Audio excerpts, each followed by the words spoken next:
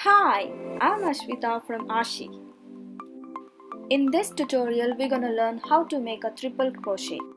If you are a beginner and you don't know how to make a basic chain stitch, please go and watch our video. The link is being provided in the description box.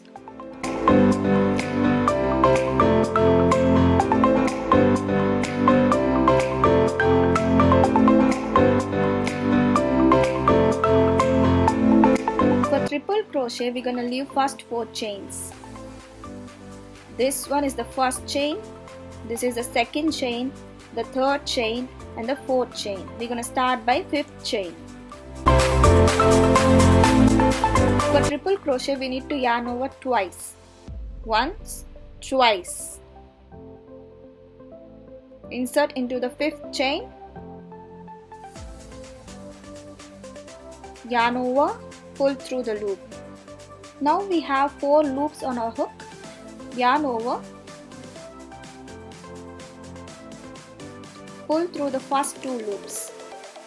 Now we can found 3 loops on our hook. Yarn over again and pull through the next 2 loops. Yarn over finally and pull through the last 2 loops. Just continue the process.